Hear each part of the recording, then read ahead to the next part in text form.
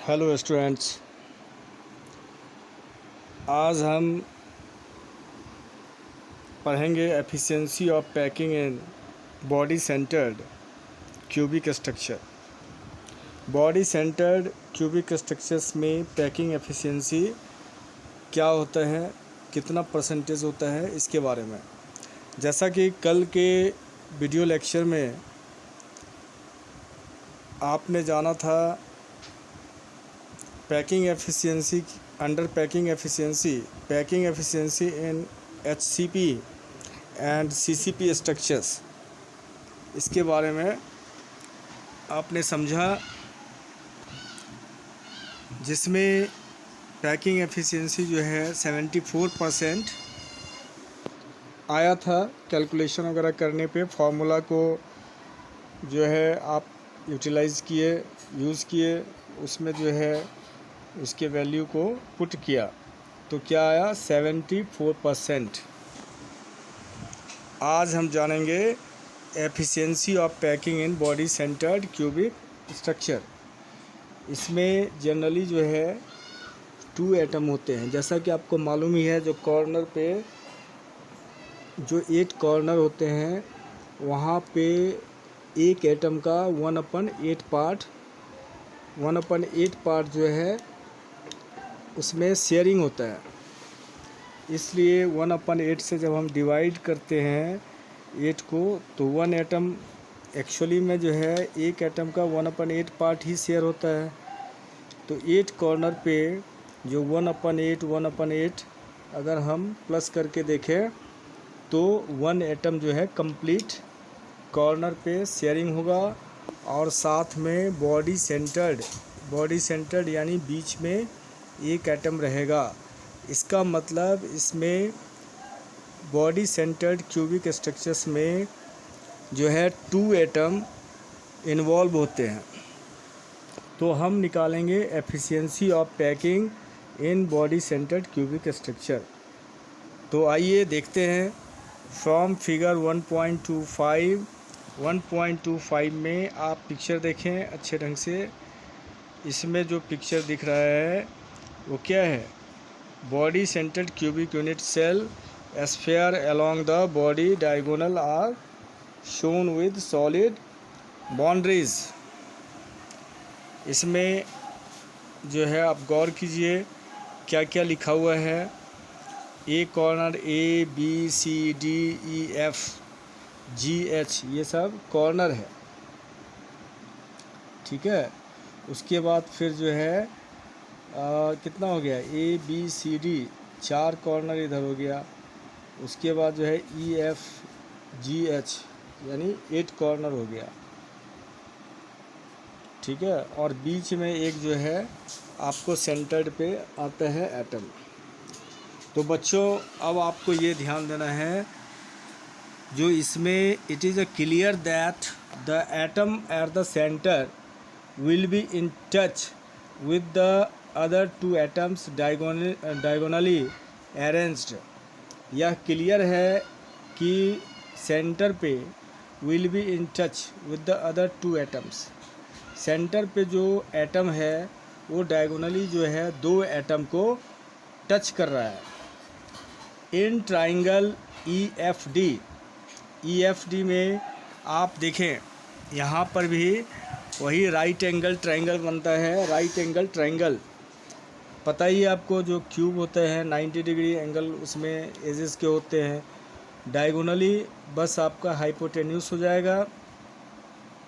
तो triangle EFD, इसमें हम देखेंगे पाइथागोरस थ्योरम का यूजिंग करके तो B² यानी hypotenuse square is equal to A² plus A²। तो क्यूब में हर एक एज जो है वो सेम होता है, सिमिलर होता है, इसलिए उसको A से ही लिखेंगे एल्टीट्यूड और बेस को। तो A² plus B² it means 2A² हो जाएगा। तो B is equal to 2A² का अंडर रूट करेंगे। तो अंडर रूट करने पे क्या मतलब, B जो है स्क्वायर है तो B जो है निकालेंगे तो अंडर रूट करेंगे, ठीक है। तो अंडर रूट करने पे जो है 2 की जो है वैल्यू अंडर रूट 2 ही रहेगा, और ए स्क्वायर है तो एक ए जो है बाहर निकल जाएगा, यानी अंडर रूट 2 ए हो जाएगा। Now in triangle A F D, अब ट्राइंगल ए एफ डी में देखो, ए एफ, गौर से देखिएगा फिगर में ए एफ डी में जो है हम क्या देख रहे हैं, डायगोनल जो है सी स्क्वायर ए एफ डी में, यानी ए एफ जो है वो सी, उसको जो है मान लिए तो सी स्क्वायर यानी हाइपोटेन्यूज जो है सी स्क्वायर हो जाएगा is equal to A square, और इसमें ट्राइंगल ए एफ डी में जो है एक जो है साइड हो जाएगा ए स्क्वायर और दूसरा साइड जो है बी स्क्वायर, तो ए स्क्वायर प्लस बी स्क्वायर। अब देखिए बी के जगह पे क्या था, बी स्क्वायर के जगह पे आप जो है is equal to 2a square था, तो वो हम पुट कर देंगे, तो ए स्क्वायर प्लस बी स्क्वायर है तो ए स्क्वायर प्लस 2a स्क्वायर हो जाएगा, यानी दोनों को ऐड करेंगे तो 3a स्क्वायर हो जाएगा। तो c की जब वैल्यू निकालेंगे तो under root 3a square, it means under root 3a हो जाएगा, ठीक है, अंडर रूट 3a हो जाएगा। अब बच्चों b की वैल्यू निकल गई, c की वैल्यू निकल गई, अब हम देखेंगे the length of the body diagonal c is equal to 4r। ध्यान दीजिए, length of the body diagonal c, अब बॉडी डायगोनल c का जो लेंथ है गौर से देखिए, आप समझ में आ जाएगा।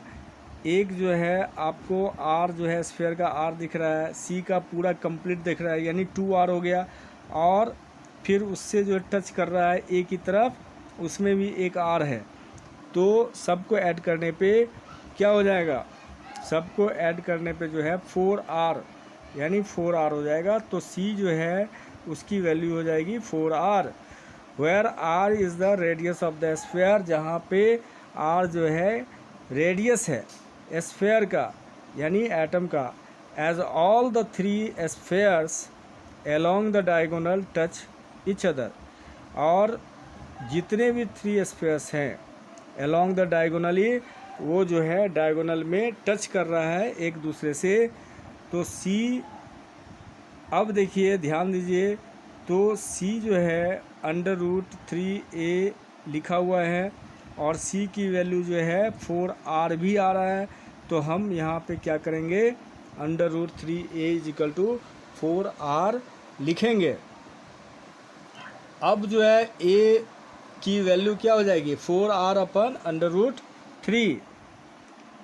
तो अब यहाँ पे दूसरे तरीके से लिख सकते हैं, also we can write r is equal to under root 3 upon 4, ठीक है, r इज इक्वल टू जो है क्या हो जाएगा, अंडर रूट 3 अपन 4a जो है ऊपर है, ठीक है, अंडर रूट 3a समझिए, अंडर रूट 3a अपन 4।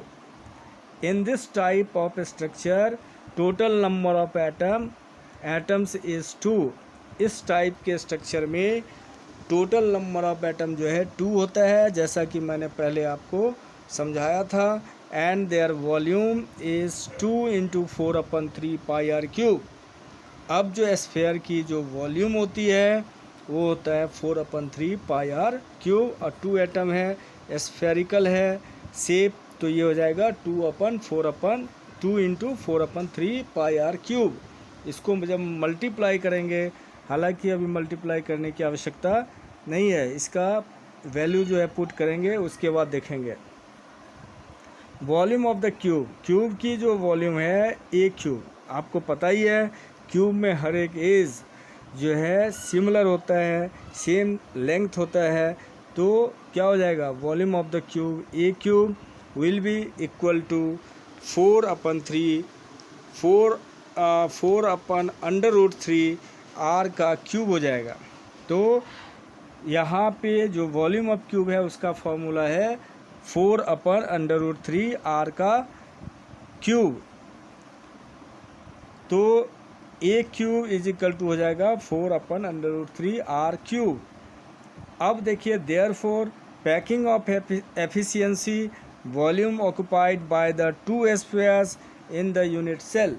अब यूनिट सेल में जितने ऑक्युपाई करते हैं स्फीयर उसको लिखा जाता है ऊपर, और नीचे जो है total volume of the unit cell लिखा जाता है इनटू 100%।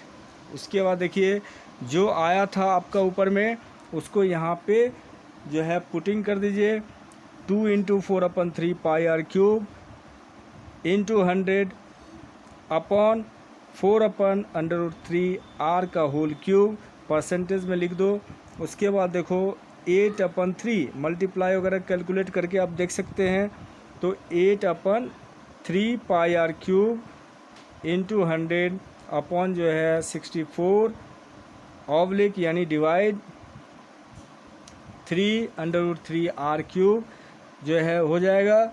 और इसको जब आप कैलकुलेट करेंगे तो ये 68% आएगा।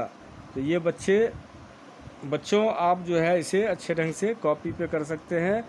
और नेक्स्ट क्लास में हम लोग पढ़ेंगे packing efficiency in simple cubic lattice. इस तरह के न्यूमेरिकल जो है आ सकते हैं। Okay, thank you.